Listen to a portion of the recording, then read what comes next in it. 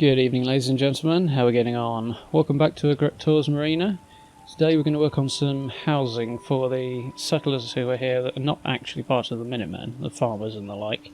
Seeing as everybody else has got the space in the officers' mess there and above the marketplace. As always, if you like what you see, do hit that big red button and let's get stuck in.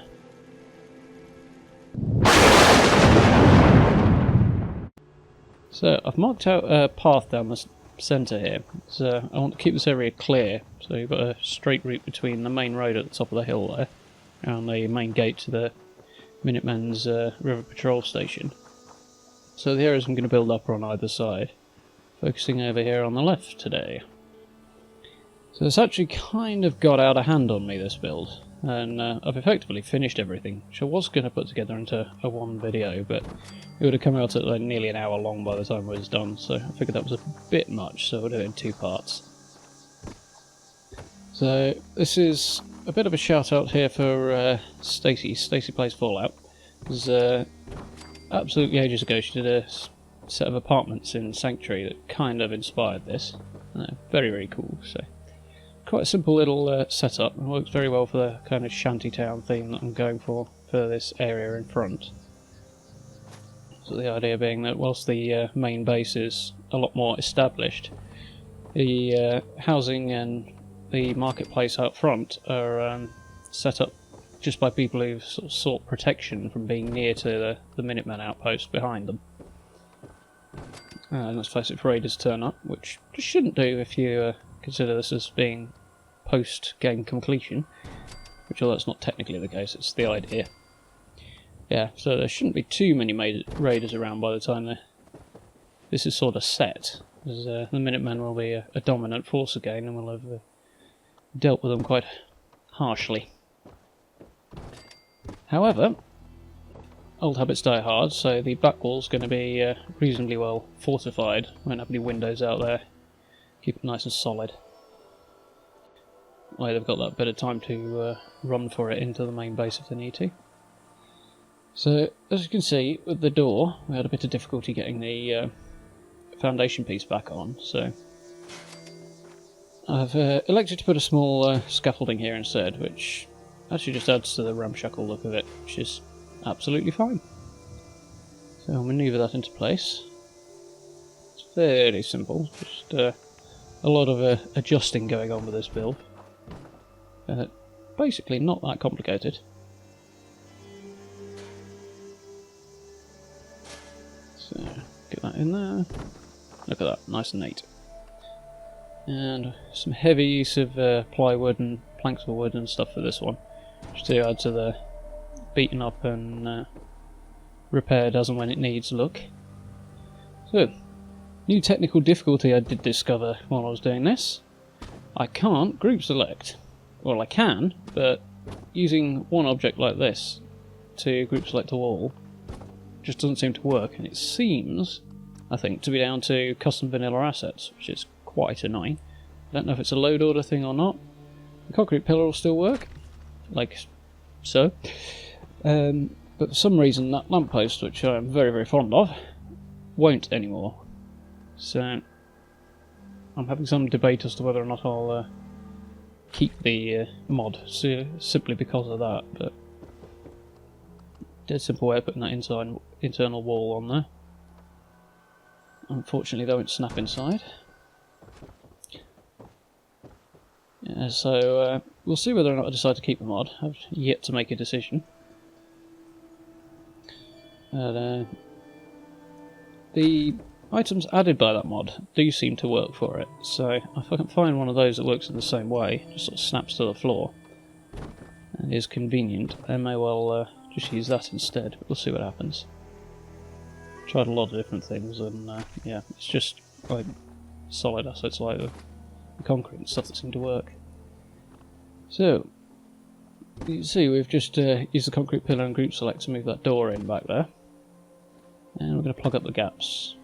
Because at times this structure looks a little on the boxy side, so I've tried to break it up a little bit. So we've got the front door for this one on an angle, and we'll change a few bits and pieces out later on. Nothing major. Fairly standard rug glitch. The unlocked settlement objects added half walls in, because as usual they don't snap, so they'll sit nicely on the rug. Plug that gap. So a couple of rugs. Just position it on. For some reason it was being a bit of a pain. Possibly something to do with the height of it from the floor. I don't know. It was a bit temperamental on that. But once I moved it down it seemed to work just fine, so there we go. Eventually anyway. Here we go. I'll hop up and just slide that one in as well. This door frame is another addition from Unlock Settlement Objects, which I actually quite like, even over the standard one, because once you've glitched things in, it just looks like they're between the pieces of wood that the door's actually made of, so it doesn't look too much like you're clipping stuff together.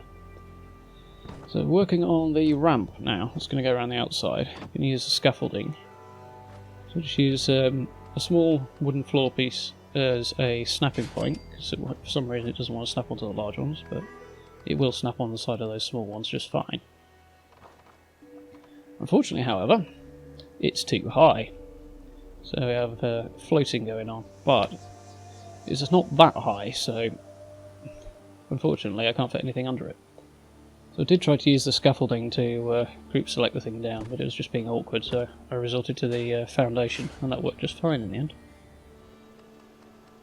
So to see how much room I've got for this, which is plenty as it turns out. Add a boxcar shack on the side in just a moment. But as it needed to be raised off the ground slightly, the easiest way to do that was to use the ones that have got stilts attached to them. Unfortunately, half the staircases and things just won't attach with it being this close to a wall. So, the ramps it is, but yeah, I think it looks alright.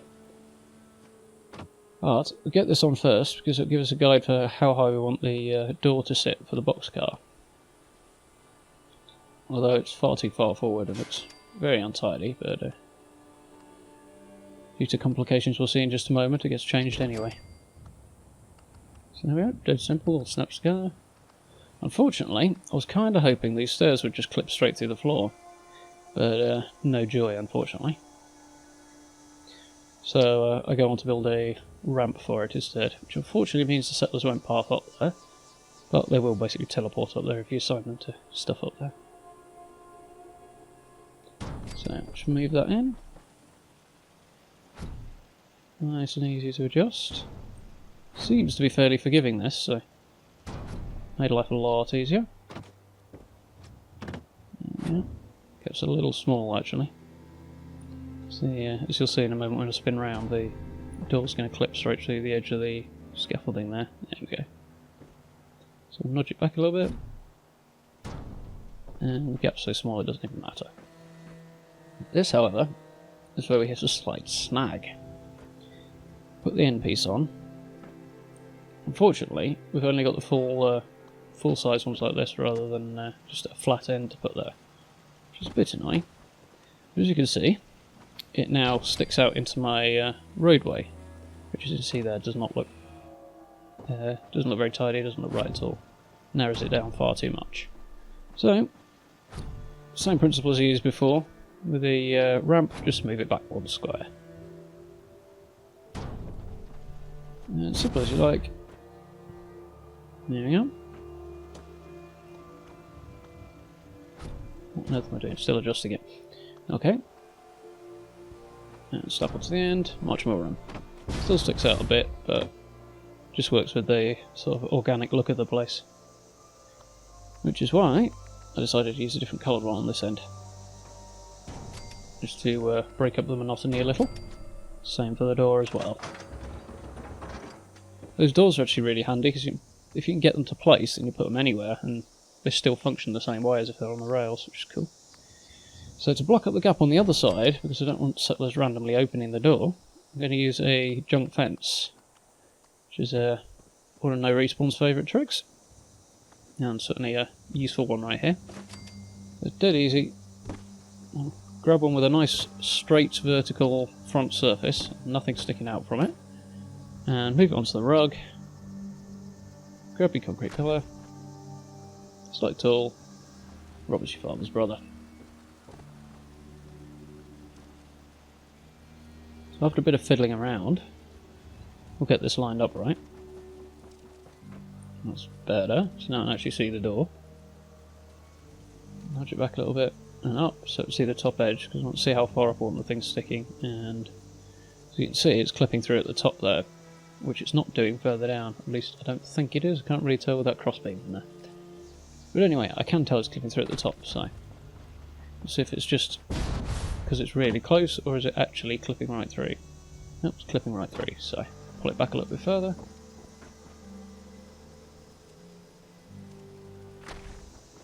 And with a little bit of handy editing, we'll make it look very, very easy indeed. Actually, it took me a lot more fiddling around than that. The amount of stuff I've cut out of this is unbelievable, really.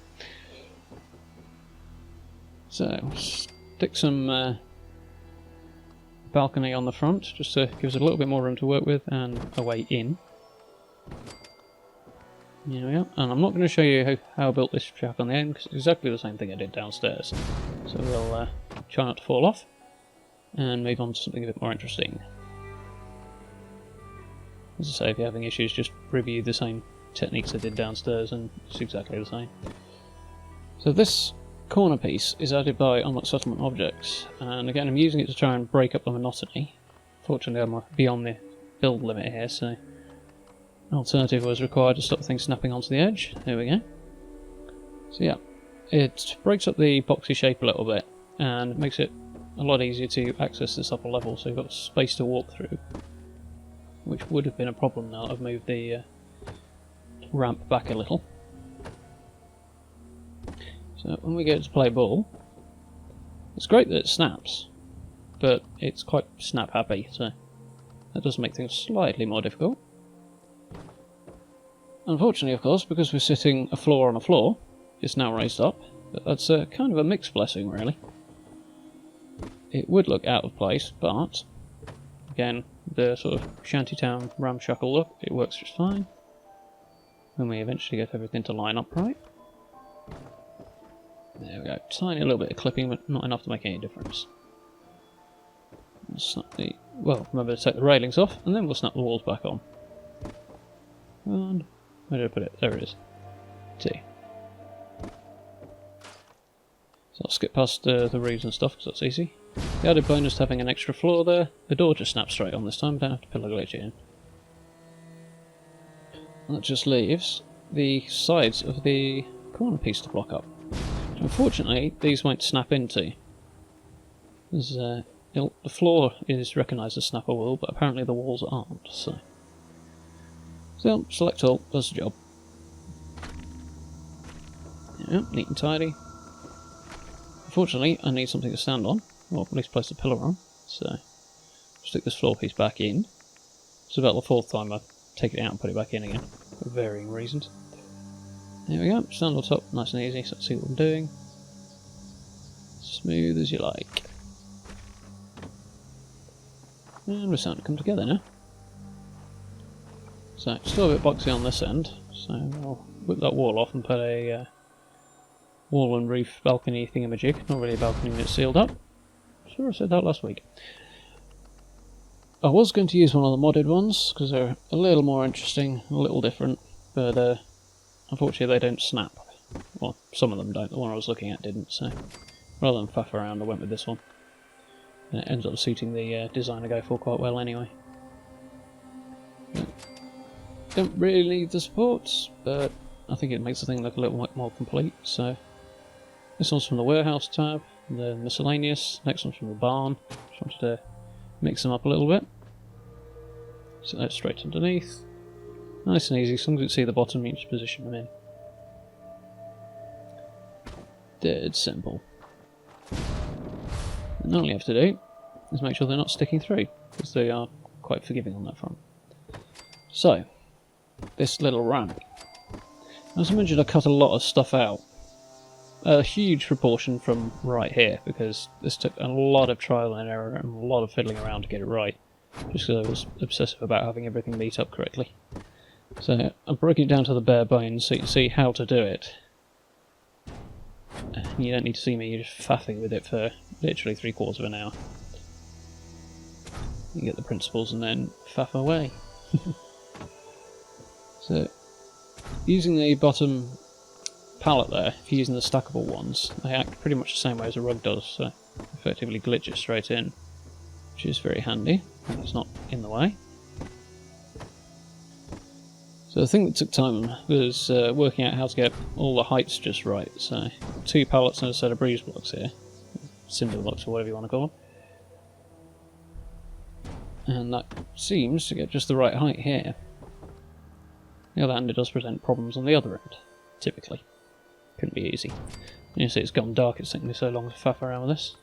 I did stop to pull out a load of the foundation pieces and replace some of these from the barn tab, the same as the ones in the warehouse.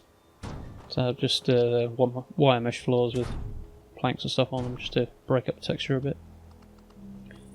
So the same thing, curved one on a pallet, move it in. That looks terrible. Take that off again. You would not believe how many times I did that. This one unfortunately took me a while to figure out it's actually curved, so yeah, there we go. And we'll just drop a stack of them straight on top of each other to raise it up nice and easily. You can barely even see there's a stack there, as long as you don't move when you're doing it. It works for small gaps. I suppose it could work for huge ones, but obviously each individual one you place down counts towards your build limit. As you can see here, I'm actually getting very close to it at this point. I think the final product on this place is about 4 size bars, maybe? 3 or 4. Something like that, anyway. So by now, when I've done the other half of this build, the FPS situation is getting kind of horrific. So I had to literally force myself to stop buildings and stop decorating just so that I could actually record a tour. Which is going to be a nightmare because I'm barely going to be able to spend any time here, the FPS is so awful. Oh well. Worth it for a cool build. So just nudge that back in. And that's pretty much it. With a lot of faffing cut out. Let's cut it down to like a couple of minutes rather than 45 or whatever it was I started out at. There we go. On to the tour. So you see I put some railings down, put a few fire barrels down. I didn't want any electric lighting for this, or very, very little. The Boxcar Shack has some. But as it's supposed to be a shantytown type of look, I figure the access to power is going to be limited. Even though someone's somehow drawing some from the main base. So we've got fire barrels, give it a really cool look at night, which I will show you when I do the full tour of the place, which shouldn't be too long. Especially now I've finished it. But it does create quite a cool look. Very, very basic inside, as I say, partly for FPS reasons, and partly because that's just what we're going for.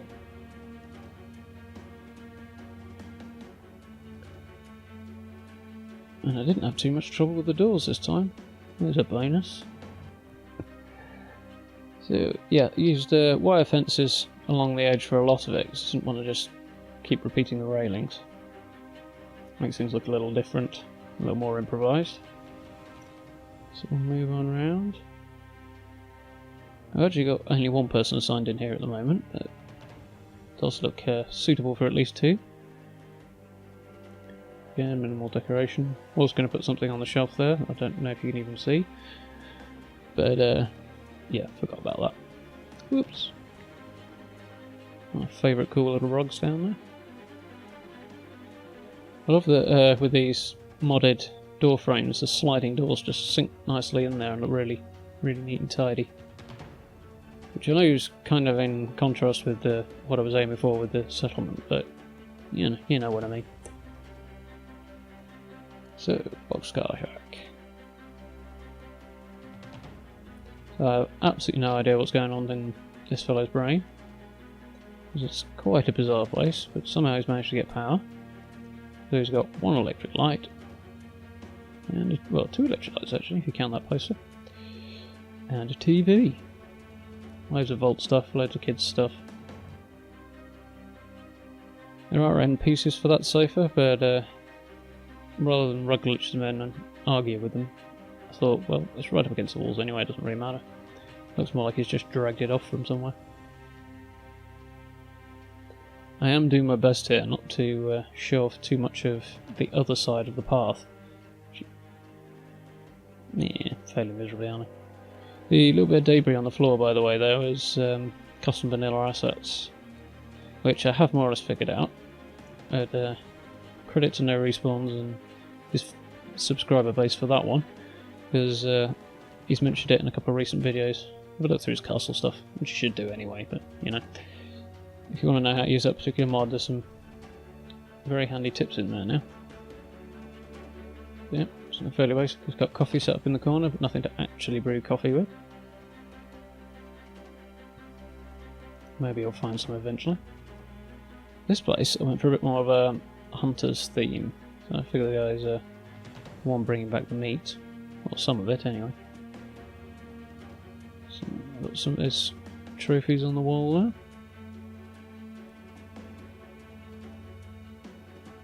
Fairly basic. Deathclaw head. I'm surprised how many of those I could actually make. And hunting rifle and a shotgun. And that's that. I think we've got somewhere to butcher the meat up at the end there. Some hides around the place.